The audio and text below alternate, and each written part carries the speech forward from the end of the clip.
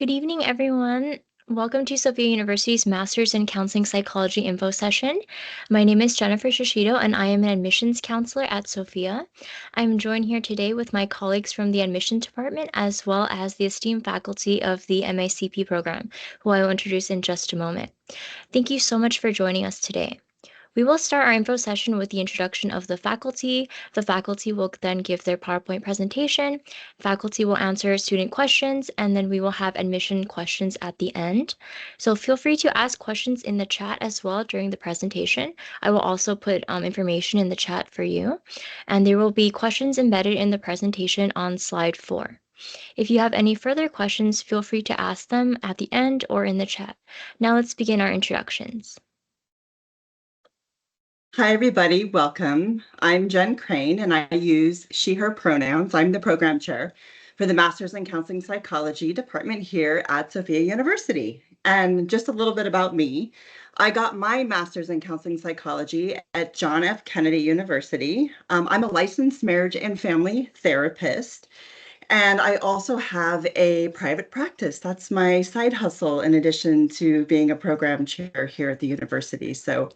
I have some like specialties and things that I've done throughout my career. And I would say currently, I'm really into process painting. And it's a way that I invite my clients into the deeper process of their emotional experience, and then they can learn how to externalize that in a creative way. And typically it's on a piece of paper through drawing, maybe through acrylics or oils or watercolor. And I also have a personal goal of doing more process painting myself. And I'm proud to say that I've done about 5 paintings this summer alone. And the summer's not over yet. So yeah, I'm going to just go ahead and introduce Adrian Erzlin as well. They go by they, them pronouns. They won't be with us tonight, but they are also an esteemed member of our core faculty. Uh, Adrian also has a Master's of Arts in Counseling Psychology from JFK University with a specialization in expressive arts therapy. Adrian is both a licensed marriage and family therapist and a licensed professional clinical counselor. So we have PCCs, MFTs, social workers, and clinical psychologists. I think I'm forgetting one, but we're live here. Somebody can help me out here. But Adrian does specifically teach coursework around body positivity, trauma-informed behavioral therapy, trauma-informed expressive arts therapy, and works pretty specifically with the queer and trans community to help them with the specific mental health issues that come up there. So I'm going to pass it over to Dr. Michelle Daly. Thank you, Jen, and hello to everyone. Great to be here today. My name is Dr. Michelle Daly, and I am core faculty with the Master's of Counseling Psychology program here at Sofia University. And I studied art therapy and counseling in a transpersonal program. And my focus has been around psychophysiology. I have a background in environmental and occupational health sciences. So I bring sort of that science and quantitative along with the qualitative and the intuitive studies in the ways of being with the whole person. And I did receive my doctorate from Sofia University as well. That is a doctorate in transpersonal psychology.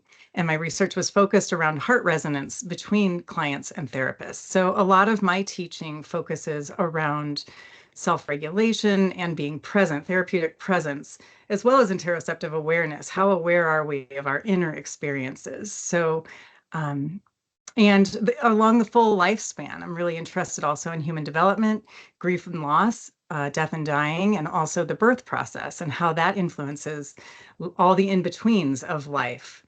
So I appreciate being here, and I also am I am the coordinator for the Creative Expression Certificate, and we'll talk a little more about that later. Thank you. I'll pass it on to Adam. Thanks, Michelle. My name is Adam Neal. I use he, him pronouns. I serve as core faculty for MACP, and I am also the clinical coordinator for the program who helps everybody with all the documentation for their practicum or field work experience. I'm an alumnus of the Master's in Counseling Psychology program here at Sofia University, and I have just completed my PhD. From Sofia University as well in transpersonal psychology. I've now been a member of the Sophia community for over 9 years and have absolutely loved my experience and look forward to welcoming anybody who is new to our program in. And as far as my research interests, I'm particularly interested in psi and psi-related experiences. So that refers to any experience in which we are influencing or receiving information in a way that's outside of our 5 external senses. So people refer to it as intuition, hunches, instincts, or by more scholarly terms like anomalous cognition.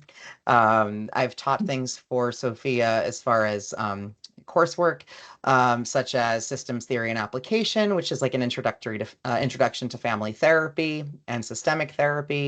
I've taught the transpersonal theory and literature course for the MACP program for several years now, and I also teach the pre-practicum course, which prepares everybody for the experience of going into the clinical fieldwork experience.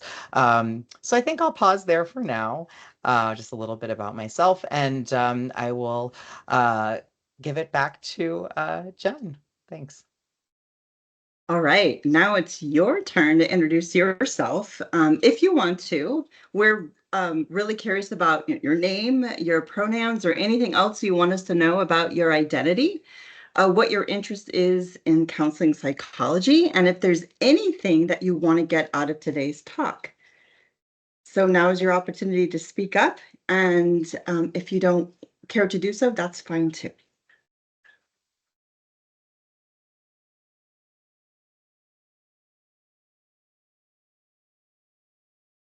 Hello, And then everyone. hi. Oh, hi. My name is Nune. I'm in the bachelor's program right now. I'm just finishing up this quarter, and then I have, I think, 2 more to go, and then I plan to be in this program in spring. And Yay! Hi, I go, Nune. hi. Nice to meet everybody. I go by she, her, and um yeah, I'm gonna wait to see how this goes, and then I might have some questions Okay, afterwards. Thank you so perfect. much.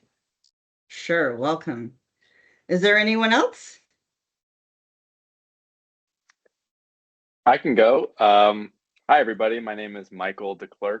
I use he, him pronouns. I actually just got accepted to the MACP program a couple of days ago. Adam was my Congratulations. interviewer. Thank you so much. Thank you.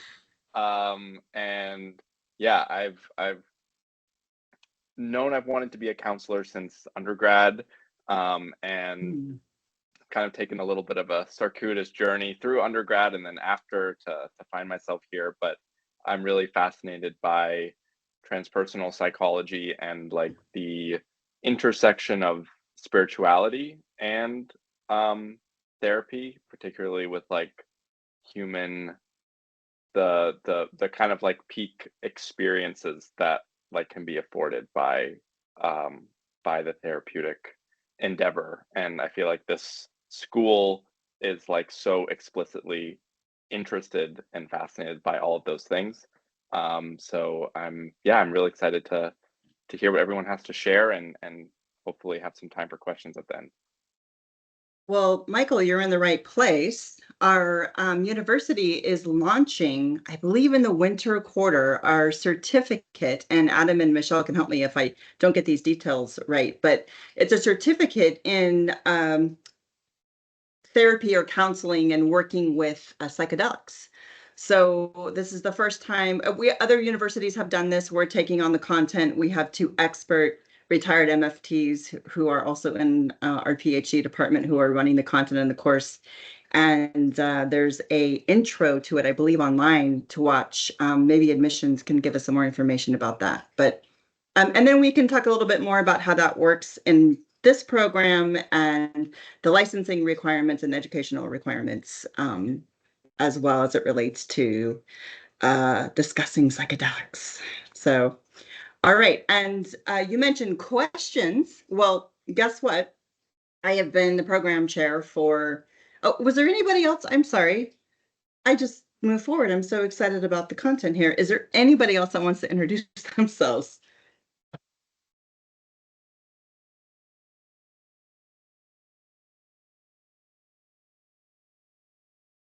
Are we good to move forward?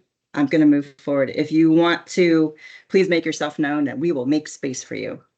So I have been the program chair for 8.5 years, and I don't know exactly how many information sessions I've done or how many admissions interviews, but I certainly have been asked a lot of questions, and I have taken the top several here and laid them down. I know sometimes it's hard to think about a question that you may want to ask, and so I put those here, and obviously you may have some beyond that, but these will be a part of, we can go back to these when we get done with our presentation, or you can bring your new questions as well. So I put a pointer here to the most recent flow chart for our summer 24, fall 24 cohort. And there's also a class checklist as well. I don't know if you'll be able to open these documents, and it's not my intention for you to follow along with them, but they're just there for reference. And I wanted to let you know that our program is 3 years, and the flow chart is something that encompasses all the classes throughout your entire experience here through the program. You don't have to think about what you're taking because it's all masterfully flowed out for you. Our first year is very personal, and you are sort of looking at yourself in relationship to your cohort and your family of origin and your defense mechanisms and your biases. And you're working that all through the theoretical content as well. And then the second year adds on the clinical component, which I'll just give you some examples of classes. You'll be taking trauma, and you'll be taking addictions and psychopathology. And then all of that, the personal, the theoretical, and the clinical roll up into the third year, which is overlaid with the practicum experience. And all the while, you're continuing to develop skills as a human and a professional in this field. This is a cohort program, as I mentioned earlier, which is really special. There's not a lot of cohort programs left. I know there's some schools that are considered kindred spirits that have them, and it's an excellent way to add another layer or entity of learning because you are in this milieu of people and group and community, and some of those people are going to become your greatest supports and your biggest cheerleaders, and you're going to go through all the classes together and resonate and study together and maybe even do some of the exams that you can do as a group together. And some of those people are going to trigger you. They're going to remind you maybe of some relationships that didn't turn out so well, and maybe your family of origin relationships, but it's beautifully designed to do so you can not only work on the academic rigor simultaneously as you're looking at the social and relational development as a person and becoming a professional as well. What I'd like to think that we do here at Sofia is teach our students to really get out of their way so that they can really be present and in the moment in that therapeutic relationship. And then you can learn how to manage the countertransference or the triggers that come up with your own therapist or your own supervision, and that's really how it works best. This program is full-time. It's a 3-year-long program. I think technically it's 11 or 12 quarters, depending upon which quarter you come in on. And I mean that very seriously, right? It's like I want every student to think about the intention of starting full-time, and there's no summers off. There's no quarters off. There's a few breaks in between, but it is really it's an intensive, rigorous, socially, academic, and relationally rigorous program for 3 straight years. And you can slow it down. You can do a 4th year, and we can talk about options of how that looks or works and finish out your clinical coursework in 3 years. But you cannot speed it up. We have students ask if they can take courses ahead as well. And it's a cohort program, so we want you to stay with your cohort. And most of the program is, though, online and asynchronous in the quarters. And what that means is it's not like one of those large build classes where you can swoop in the last 2 weeks of the quarter and do all your readings and assignments and discussions and turn everything in and it's good. You actually are held to attendance and assignments and working with in dyads or triads with your cohort mates. And you are definitely held to an attendance and being present along the way. Your faculty is there for you, your advisors are there for you, and it's not a program where you can disappear in, although it does afford you the privilege of being able to do this program at home. So just keep that in mind. And we do have intensives twice a year. We have 10-day intensives. The fall intensive is at the beginning of the fall quarter. So that's coming up beginning on September 30th. And that's a 10-day long intensive. And in the spring, it is virtual on Zoom, but it's still what we call face-to-face. So you have to be there live. And it's done in the Pacific time zone. So if you are in a different time zone, you have to keep that in mind too, because we teach it all on the West Coast. The other thing I wanted to make sure I say about the intensives is those are always on the Costa Mesa campus in Southern California. We have grown out of our Palo Alto campus, which is a good problem to have. But just to be clear, and I know it's in the catalog and it's in other literature, but it does happen at our Costa Mesa campus. So there might be a need to travel down there and get hotel accommodations to make that possible for you.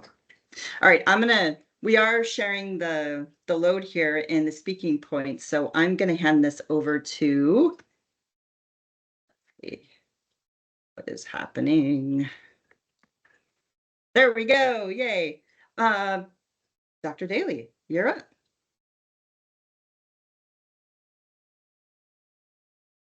All right.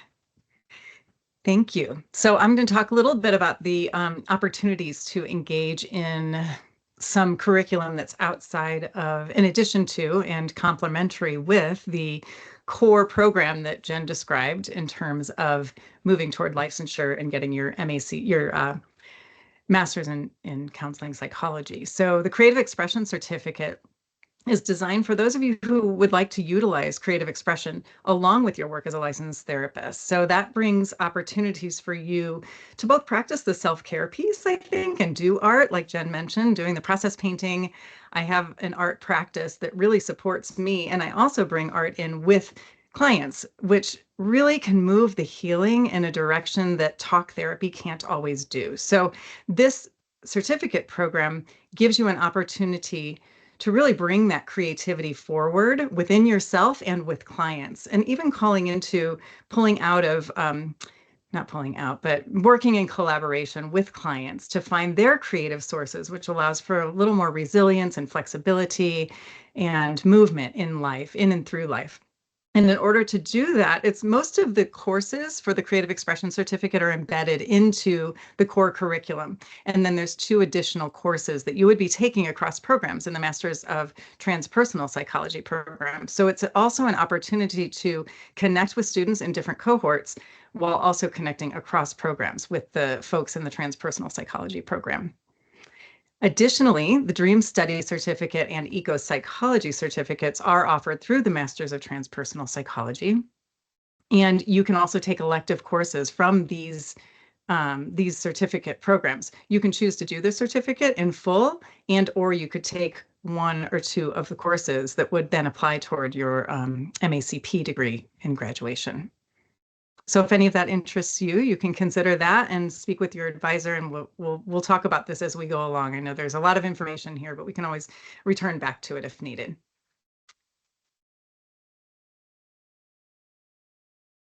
And I think I'll pass it on to whomever's next. Adam?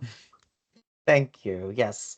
So one thing I like to explain just off the bat is that the MACP program is a master's in counseling psychology. So you might wonder a little bit how this differs from getting a master's in psychology itself. So the difference is the clinical component. So in any state, in order to pursue licensure as a professional mental health provider, a marriage and family therapist, a professional counselor, you need to have a qualifying master's degree to enable you to serve as a master's level psychotherapist or counselor.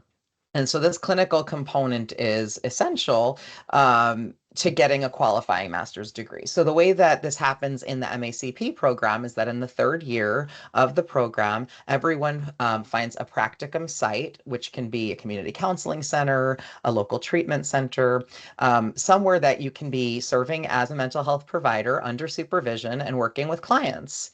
So depending on which state you live in, there are different requirements towards satisfying what you need to do to get a qualifying master's degree in that state towards professional licensure. So, for example, in California, in order to graduate with a qualifying master's degree towards becoming a marriage and family therapist, you need to do at least 150 direct hours with clients and an additional 75 hours directly with clients, or what's called client-centered advocacy, which is doing other work aside from direct work with clients that is in service of clients. And that's very nuanced, and we'll be able to talk about that in greater detail throughout the program. But just to give you a sense of one example of what a requirement is as far as completing the master's towards licensure as a marriage and family therapist in California. In order to do 225 hours of service with clients, it usually takes somewhere between 9 months and a year. So that's why the third year is designated for the opportunity to engage in that field work. In addition to having the legal requirement of anyone going through the MACP program in order to satisfy what their state would need for them to become a licensed provider, we ask that all students engage in personal psychotherapy as a client. We believe it's really important that we are not just there to serve as providers for clients, but also that we understand in an embodied way what it's like to be the client and to be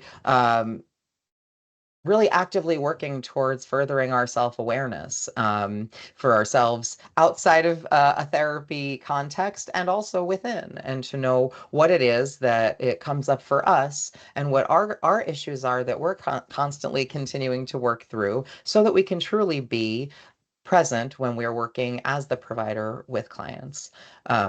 As far as evaluating readiness for practicum, about at least once a year, every MACP student will be meeting with their assigned academic advisor to go through different areas in which you and your advisor will feel you're particularly feeling competent at, and areas that you're growing in, and then areas that are your growth edges where you could use a little bit of additional support, and that maybe you could do some additional work outside of your academic coursework in service of yourself and thus the eventual service of working with clients. As far as getting the all of the logistical information about what qualifies you towards licensure in your state or location, that is part of the pre-practicum course that I am currently teaching. And so it is built into the course that you will be exploring what it involves in your particular state to become licensed as either an MFT, marriage and family therapist, or LPC, licensed professional counselor, and in some states like California, there's an extra C, licensed professional clinical counselor.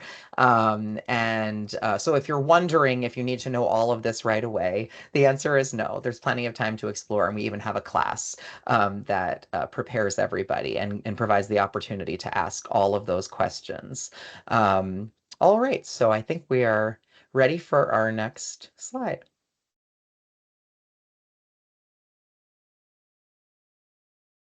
Great. So I'll speak a little about, or Jen, do you want me to go ahead? Yes, please. Okay. I'll speak a little about the LMFT and LPCC. This Adam sort of introduced us to and spoke to in terms of the opportunities that this type of degree would lead you to. And again, it varies from state to state.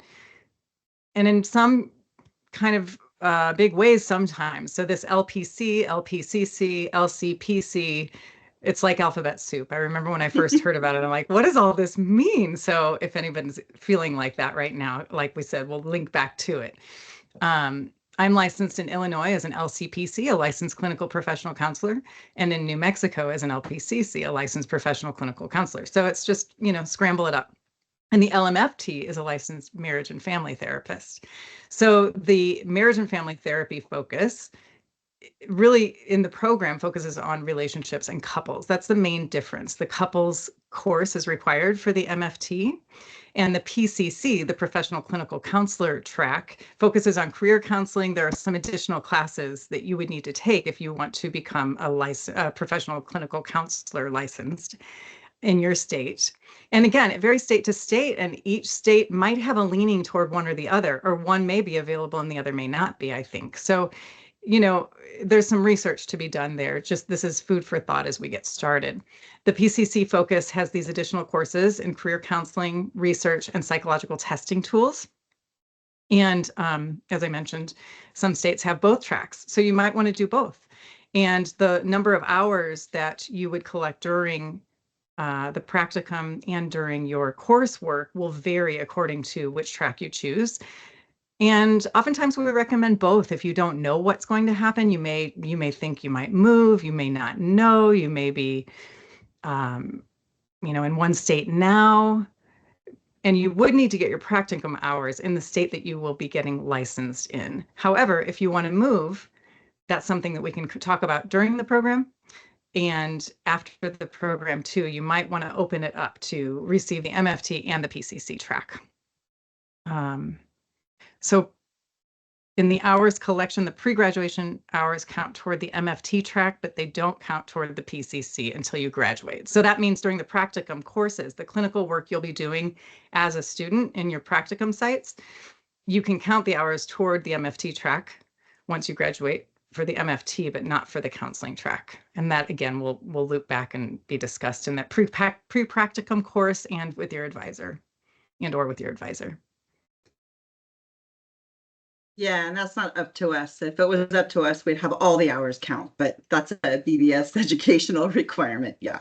So I'm going to speak a little bit about MACP and EIDA. And so for those of you who may not be familiar, EIDA stands for Equity, Inclusivity, Diversity, and Accommodation. And this is normally Adrian's speaking point. So I have a few notes here.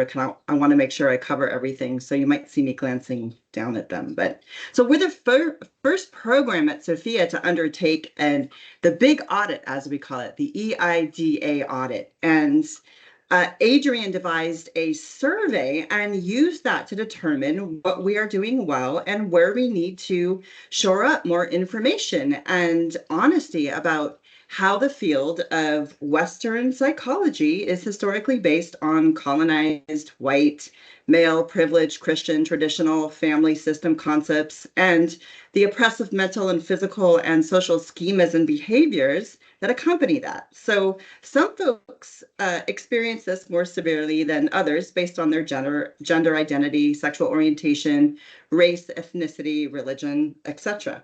So by looking at the text and the articles and the assignments and our discussion forums and how faculty are sort of holding this material and opportunities to lean into it, opportunities to have more text that represents scholars of diversity and making sure that we are checking our biases and just looking at how, institutionalized and systemic oppression still exists in our curriculum, which it does. Sometimes we have to use a textbook that is something that is still required of you to be licensed on and tested on, but it's not, the greatest, most evolved, latest material because it doesn't exist yet. So there is an opportunity for us to write some pretty great textbooks in our future, but just kind of consider that. And I want the professors to be able to point those things out and say, here's a place where it doesn't really meet how we use terminology and what the standards are for how we hold EIDA and how we regard it and talk about it. So that's just something you might notice in the program as well.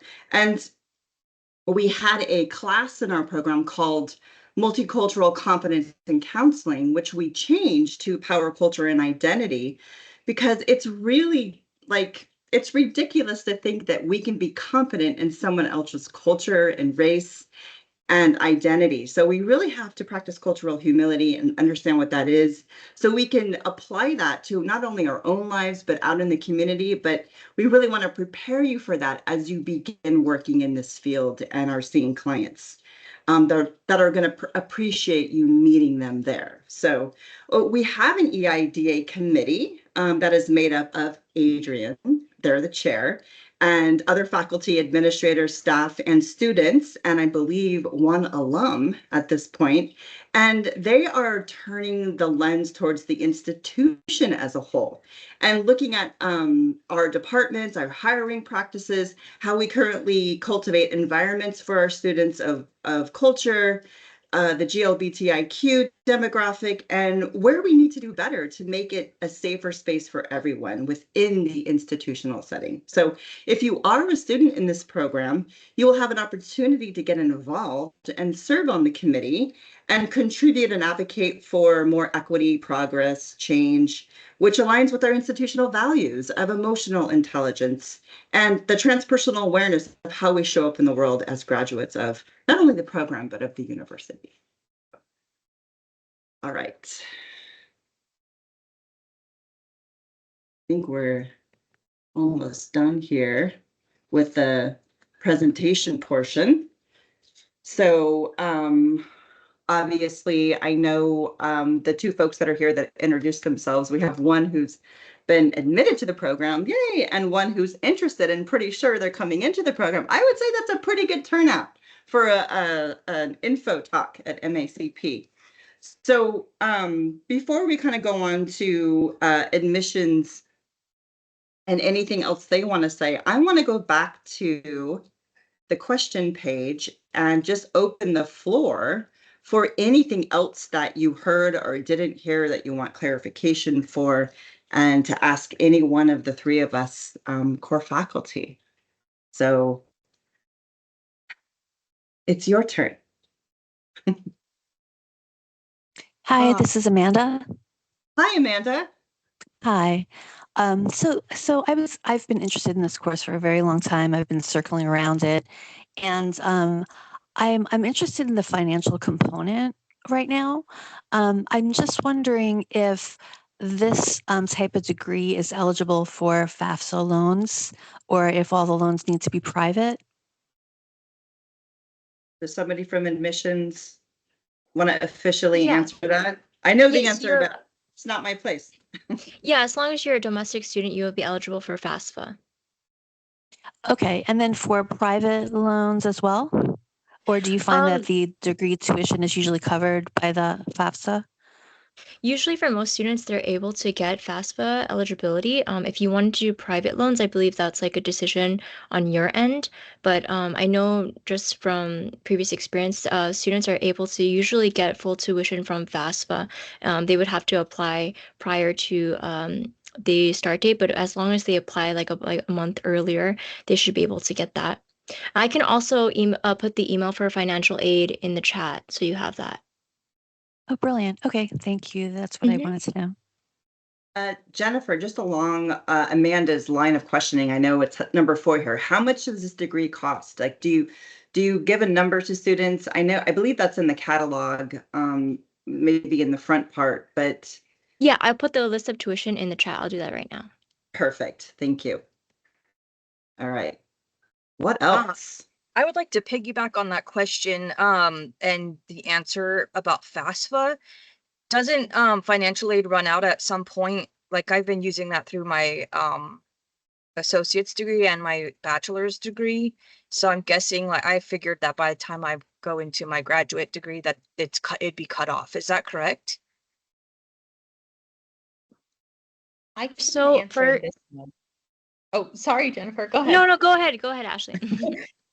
I just from my own experience, I was able to get loans for bachelor's and my master's degree levels. So I believe that yes, for a particular degree level, there is a finite amount of funds that you're able to get, but at higher degree levels, each advanced one that you go, you might be able to get more. Now, that is something that I know our financial aid team could speak with you more directly about. I'm only speaking off of my own experience, but Jennifer, I'm not sure if you had a different experience.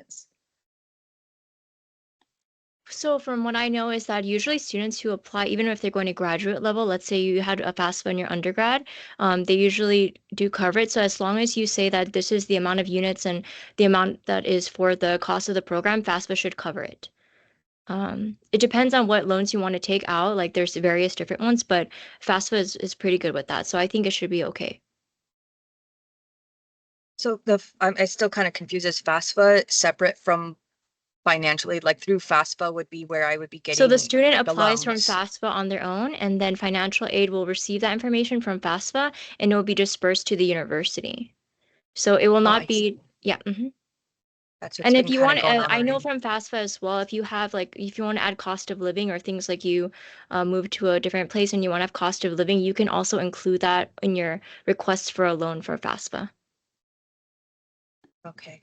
So my other question I had was, so I've been a massage therapist and body worker for over 23 years, and I want to incorporate bodywork touch therapy as a licensed therapist, like a clinical counselor. So in the state of California, I know that that's not allowed, but is there a possibility to have some sort of where people who've been doing body work and therapy, that type of therapy for so long, can do touch therapy as a licensed clinical counselor?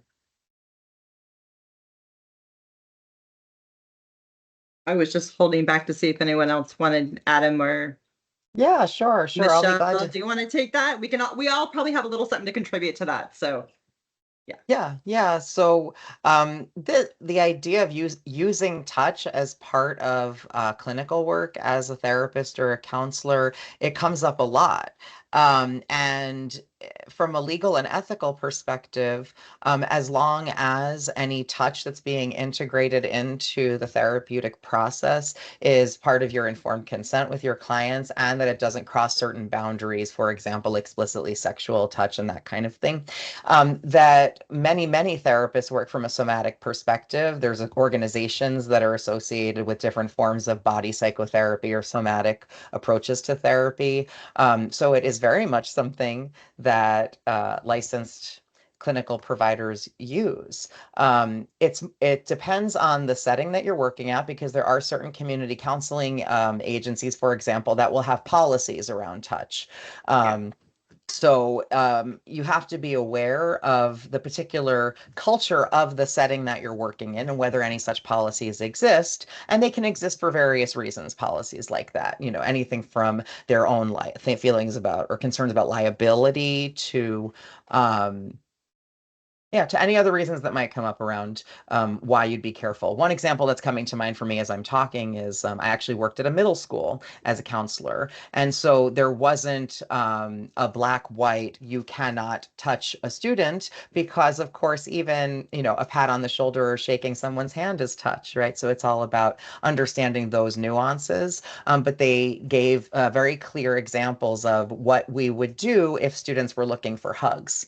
And so we were instructed to do side hugs rather than front hugs. And that was the policy of that particular agency that I was working through. So there's just an example for you. But when people say, oh, it must be illegal to engage in any form of touch and therapy, well, that's completely not true, because anything from a handshake when you greet somebody can qualify as touch. So it's just about, understanding the policies that exist where you are and how the touch is being utilized, if it's being utilized in a very intentional way as part of the therapeutic process. So I'll pause there. Yeah, thank you so much. That helps a lot. And I guess my last question is for the field work.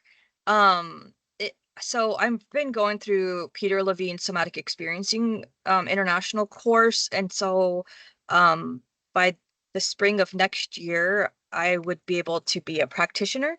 And so I'll be working in that as I'm going through my master's program.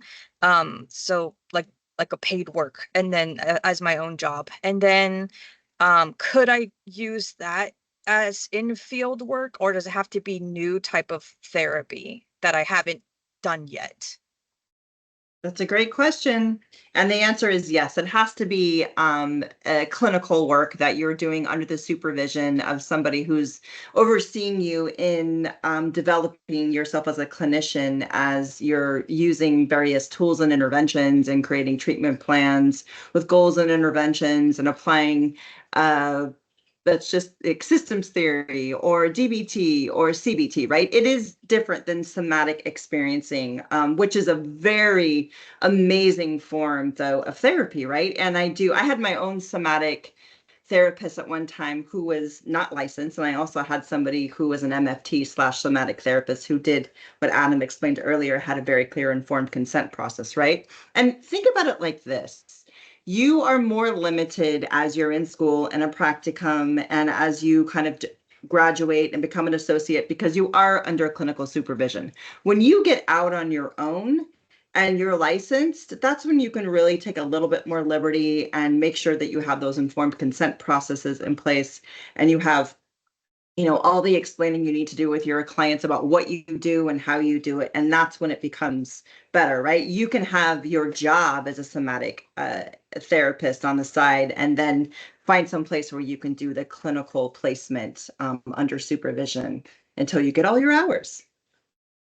I see. Can I, when I'm doing the regular field work, can I incorporate somatic experiencing, or they want me just to stick to what I've learned in my program?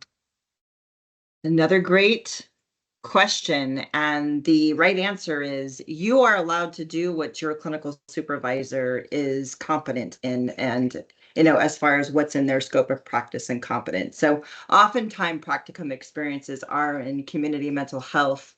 They are in school systems. They're in places where people are getting some very basic therapeutic interventions and tools and goals, and there's more advanced placements from there. But you are, if you had an MFT somatic experiencer who was overseeing you, you can't do private practice until you are post-degree. You have to do a formal practicum because it's illegal to do private practice for tax status and just as far as a lot of private practices don't offer the same training and onboarding as a practicum does. So you're a little limited while you're in school, and then there might be some more opportunities on the other side of school as you're working towards your hours of working with somebody who has that dual competency and dual scope of practice.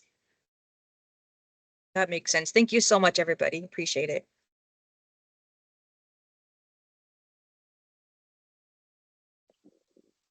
I had a couple of questions. So I've been looking a lot at like parsing the different licensures available to us, like in this program, either LMFT or LPCC. And then, before I applied to this program, I was also looking at like LCSWs and like just trying to make sense of like all the different options. And what I have heard, and then I started to do more research, and it seemed like it was kind of confirming this, is that LMFTs are a lot more strict with like reciprocity and things like that. And like, if you were to get an LMFT in California and like if you were to move to a different state, like that process is kind of complicated to like recert and everything. Although it seems like once you are licensed and then you decide to move states, like that process is easier, especially like from California to a different state, because it seems like California's requirements for hours are like more than other states. So I was just hoping like someone or multiple people could kind of shed some light on the what would you say, the mobility of like all these different licensures. Yeah, I'll be glad to speak to that too. I've had to deal with students' situations in many different states as far as seeking licensure in my role as clinical coordinator. So, as Michelle explained earlier, as far as the difference in the MACP tracks between MFT and PCC, the difference really is that in order to pursue dual licensure, so you'll graduate with a qualifying degree towards MFT and PCC. It's an addition of only 3 courses. There's an advanced career course, advanced research course, and an assessment, appraisal, and testing course. So for the most part, I always encourage students that if you feel it's possible and feasible given your other life commitments, if you can work in the other 3 courses, it will qualify you towards both. Certain states, there might be 1 or 2 other courses, but in California, in this program, it will qualify you towards both. Once you graduate with the MACP degree and you have done the additional coursework, let's say, towards both, or even just towards LPCC, let's say, it for both forms of licensure, you're required to do a total of 3,000 hours, clinical hours. Now, not all of those hours are with clients. Some of them involve documentation. So how we're documenting the work that we're doing with clients. For the most part, on average, it takes somebody about 2 to 3 years, if they're working pretty much full time doing clinical work, in order to complete those hours and become licensed. In most states, when you graduate towards MFT, you're able to count your practicum, so your fieldwork hours that you did in order to complete your master's degree. You can count those towards the total that you need in order to qualify for licensure. And this also came up before in our slide. So for LPCC, the same is not the case. You need to get the certain number of hours just to graduate, and then you start again from zero. So I say this because if you are pursuing dual licensure, then you will end up being qualified for MFT licensure first, because the hours that you've done as part of your practicum will count towards your total for MFT, but you'll have had to start at zero in order to pursue LPCC. So it does take longer to qualify for licensure as an LPC or LPCC than it does for MFT. In terms of your question about reciprocity, so that's the technical term for being able to be licensed in multiple states. Yes, it is easier once you're already licensed, and many states have a threshold of 2 years of being licensed before you are able to apply for licensure in another state. However, in California, the MFT exam is specific to California, whereas pretty much every other state uses a national MFT exam. So even in those states where you would, in theory, get reciprocity, some states will make you take the national MFT exam and some states won't. And it depends on the state. But yes, it is easier to be licensed somewhere and then for a certain amount of time, let's say at least 2 years, and then to seek licensure in another state. Reciprocity means that you're applying to get licensed in that state as well by virtue of your experience in the former state. And yes, that is a little bit different for LPCC because they're actually forming pacts now amongst several states that are agreeing on kind of automatic reciprocity, or really what's called portability, that you're taking your licensure to multiple states. And so those pacts are existing or kind of coming in and being developed in a way for the licensed professional counselors that isn't quite there yet for the MFTs. It just tends to be a little bit, for some reason, in a lot of states more popular to be licensed as a professional counselor than as an MFT. But it varies regionally. So I hope that responds to most of your question, or hopefully all of it. Yeah, that was very helpful. The other question that I had concerns the creative expression certificate. So I know you or Jennifer, I can't remember who it was, sent me the flow chart a couple of days ago, and I've had some time to look over it. And it looks like if you do the certificate, you can, all of those classes are built in where you still finish the degree in the same amount of time, even if you do the certificate. Is that true? And if it is true, from a financial perspective, are you still paying the same amount, or is there an extra additional charge for the certificate as well? I can speak to that, Michael. Yes, you can finish in the same amount of time, and there are 2 additional courses. There's four credit units in addition to what you would get generally for the degree. So most of the creative expression is embedded into certain coursework within the MACP that everybody's taking or you're taking throughout anyway. And then the 2 extra courses, there's a 3-unit course in the Masters of Transpersonal Psychology course, department. And then there's also a 1-unit course, which is called the Showcase Portfolio. So that would be 4 additional units that you'd be paying for. Yeah. Great. Thank you. I wanted to speak to the reciprocity too, just to add to what Adam shared, because I did try to apply for reciprocity a couple years after I got my license and it didn't work for me. And it was a different term. And it was like, I went from I got licensed in Illinois and then I moved to New Mexico, and it was a matter of reapplying. So it was just kind of more paperwork, but they didn't accept the reciprocity because I didn't have enough years. It was 5 years at that time as a counselor. So I just wanted to add that it's not impossible to go across state lines, but that is something to continue to think about in terms of licensure and multiple states. And like Adam said, moving toward more of a, combined sort of license agreement. But it's not always the case. So it's not always so simple or smooth, yet it is possible. And if you have ideas about where you might be, for any of you, if you're like, oh, I'm in California, I'm getting this degree in California, and I can imagine living in maybe this or that state, you might want to just do a little research before that. So I just wanted to add that piece. And then as far as the creative expression certificate, did I answer all of your questions about that? Yeah, that was very helpful. Yeah, thank you all for everything you shared. Yeah, thank you. Michael, I just want to acknowledge that you studied the flow chart. That just makes me so happy. But you read it and studied it, because I think all the information is there. It's just sort of sometimes small and consolidated, but I appreciate you bringing your questions from a place of, being informed. So yay. I had one thing to say. Yeah, go ahead. No, go. I was just going to say, when I first saw it, I was like, oh, this is daunting. So it took me a little while to like really work through it, but yeah, I mean, everything's there, and it's just it's so nice to not have to worry about class registration, because that was like a perennial struggle in undergrad every quarter. Like, am I going to get in? And this class only offered in this quarter, so if I don't get it, like, how am I gonna, so just that everything's laid out is really nice from a student perspective. Yes. Yay. I'm so glad that's your experience. And one more thing about portability from my perspective, right? And I'm so proud of my core faculty for speaking to this the way that they have. I feel like you're ready to launch and talk about this topic on your own, because you really do. Maybe you've just listened to me say things enough times, but you both did an amazing job at answering Michael's questions. And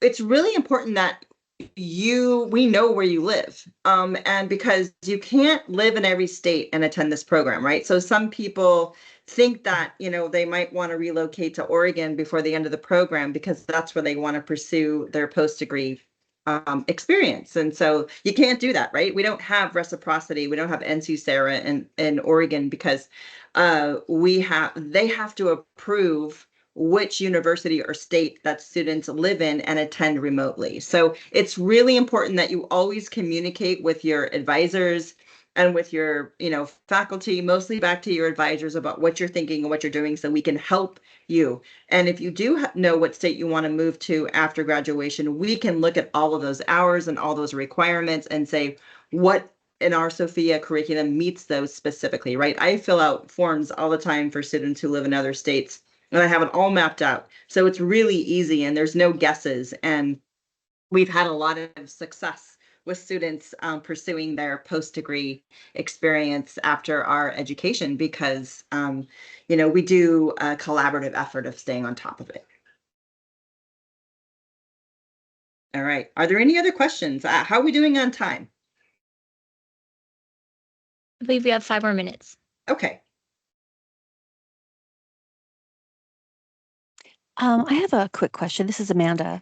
Hi, Amanda. I was wondering, hi, I was wondering about how much time you project one would have to designate to online classes versus additional study. And then I also was wondering how students are graded. Is it mostly through exams? Is it papers? Is there a thesis required? I just wasn't aware of what the format was. Great questions. So our capstone is practicum in this program. So it's 16 and a half units. It takes you from practicum 1 through practicum 4, and you have course content that goes along as you are on a site somewhere in your region, territory, state, country, province. I think I covered all of that. So that's number one. The second thing is actually, I got lost in a few of the details. Can you remind me the second part of that question again? Yeah, I was just wondering how students are graded. Do you require Right. a thesis? Yeah. Right. So no thesis. Capstone project is the practicum itself. And we're graded on a pass, no pass in this particular program because we have such a high amount of emotional, social, relational rigor that happens in this program. It's really hard to grade that. So we do have a minimum that you can't go below 82% in a course because that's below a B grade average. So that's something that we do kind of keep track of percentage wise, but at the end, it's really pass, no pass because our program is so experiential and so focused on other rigors in addition to that. Oh, that's great. Thank you. Okay. And then also, I was wondering how many hours you recommend students allocate to additional work outside of class time. I apologize, Amanda. I must be tired. I couldn't hold all those things in my head. But so what I tell students is it's a part-time job. So it's about 20 hours a week on average, right? It might be more in some quarters, more less in some quarters, more in some weeks, less in some weeks, depending upon how many assignments you have due, how fast you read, how fast you process information. During the first year, you talk about yourself a lot. So some people are really, it's really easy for them to write a process paper in response to something because they're very passionate about how they feel about something, and other people, it might take them a little bit longer to do that. We have some students that are amazing and excellent at those APA citation research papers, and other students, that's what takes them a little bit longer to sort of put that together. So it really does depend on a few variables, but I'm just going to say as a conservative average, about 20 hours a week in addition to whatever else you have going on in your life. You're saying including class time? So class time plus additional work, or 20. So class time. So there is no class time in the asynchronous online module. There is no formal time where you actually come together and meet with everybody. There's optional class meetings, but you're interacting with students in a discussion forum and through dyads and triads and assignments, and you're meeting them offline. So yeah, I would include that in the 20 hours a week. Okay. Oh, that's very interesting. And I just an aside, I was wondering, can you speak to how well students can connect, I guess, through, online interaction as opposed to face-to-face time? Do you find that students appreciate it more, or are there some ways that they need to enhance the experience? I think you get out of it what you put into it. So there's a lot of other students that are highly motivated to maintain community. Our cohorts typically have some sort of chat offline away from Sofia, and they get close. We have a lot of cohorts who come to campus for the intensive and all stay together, or have like their different pods that they come together at some point during the intensive outside of that. But our experiential assignments still continue in the online format, right? So there's typically a combination of reading, writing, video. A lot of times your teacher will ask you to respond via video, so you're seeing everybody on a regular basis and hearing them. You're asked to sort of pair off with people or work in dyads and triads. I know that's part of Michelle's counseling principles and practices class for the first 3 quarters, technically. So you have to see them in the context of a lot of assignments. And some teachers may have a little variability of how they sort of invite you to that. I know in the law and ethics class, there's 2 exams, and you are assigned to work with another person or a group of people. It's kind of like how supervision runs, is you are talking about policies and procedures and laws and ethics, and you're answering the questions collectively. So we try to come up with a lot of ways that you stay engaged.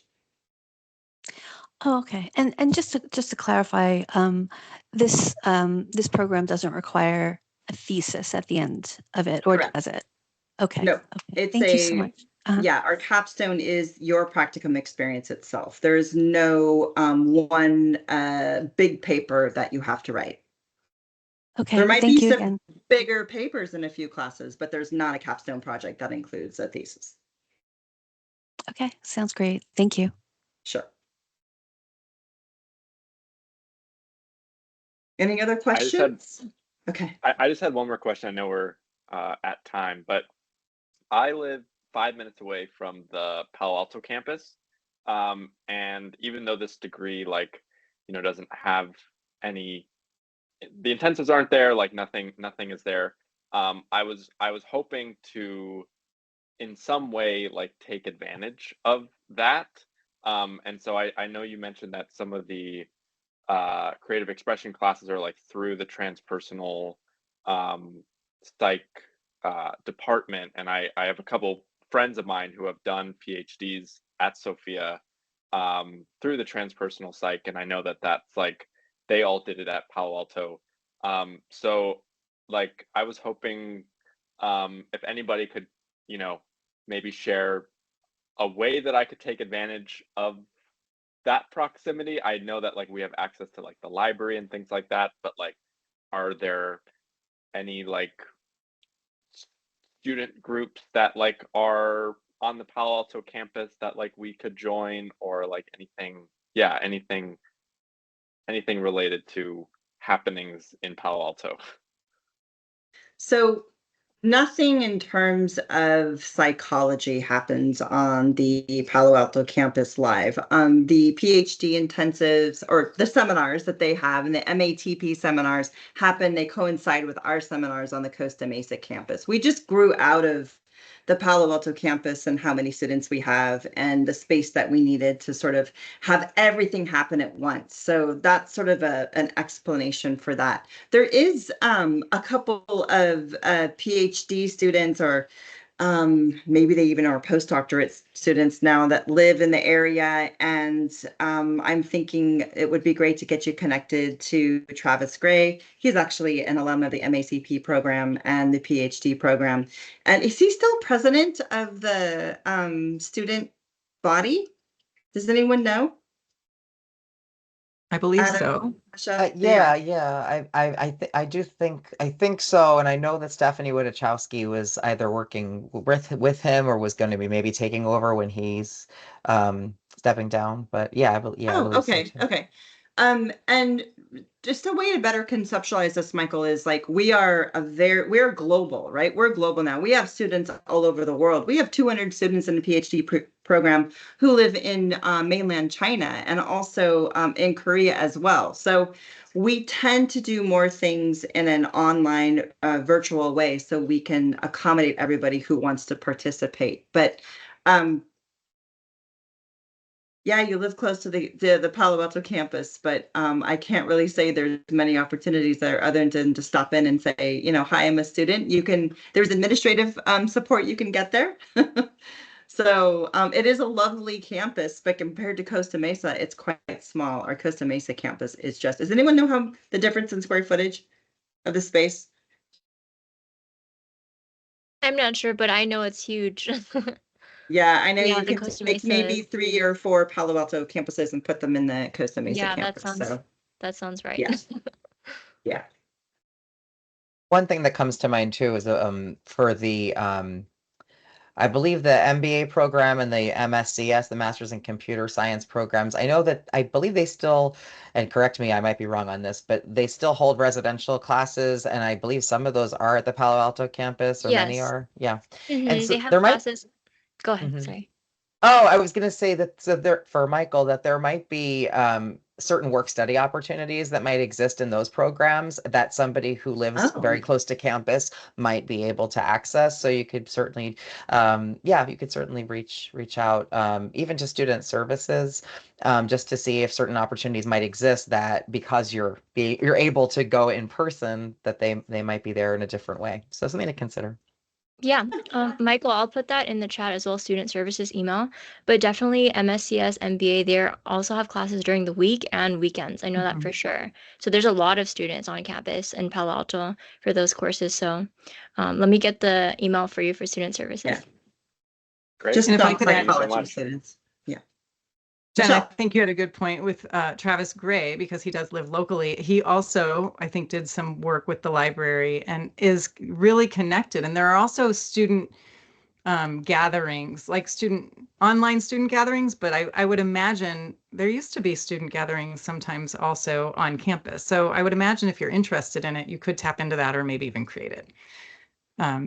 That in person, I can really hear that in person wanting to stay connected, and I like the idea of creative expression and having some live gatherings. I'm not in the area, otherwise I would offer that, but maybe students can do that on their own, or maybe you'll have other cohort mates that are in the area. So yeah, student services can help with that, and the student senate, which Stephanie and That's right. Travis are leading. So the student senate, and there's also these different kind of social media gathering or connections for students only. And you can probably touch base with Travis about that in particular, or reach out to one of us to kind of tap into that. I live, this is Nune. I live close to the Costa Mesa campus, and I've been on campus a couple of times for club, like well, once for a club meeting and some other things, and then they um like did a live video into the Palo Alto campus. So we were like meeting each other, whoever showed up to that club meeting. So that was cool. So there's Okay. different things like that. But really quick, I just had a quick question again, just to kind of clarify for the LPCC program.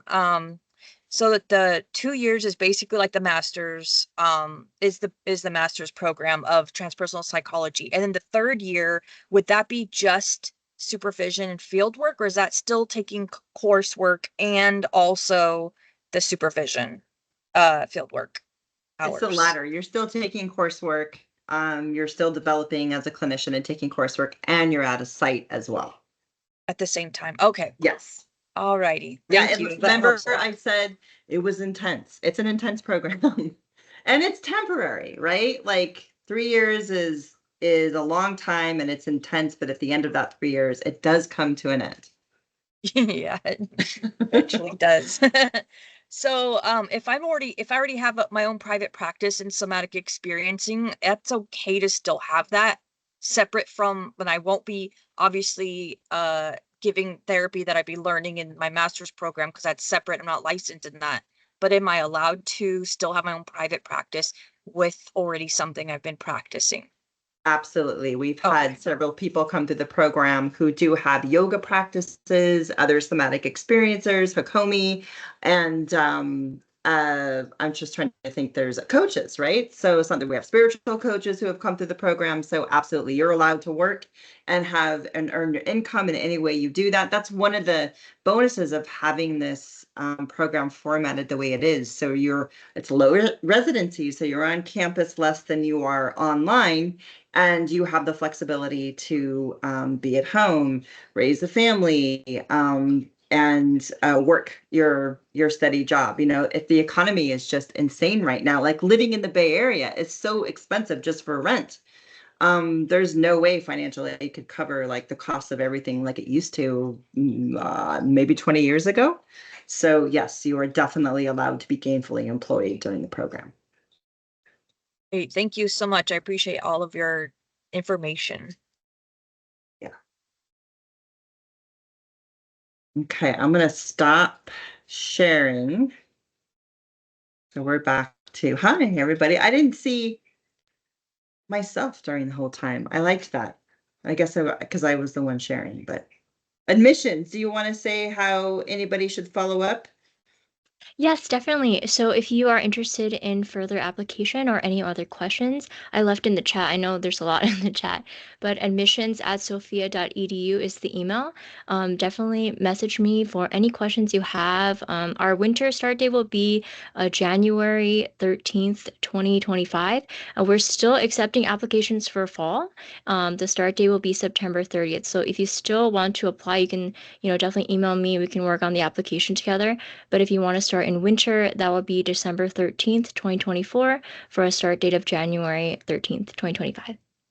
And just so you know, if you're interested in fall, and I guess I would be talking to Amanda because I'm not sure. We know Nune's still in the completion program.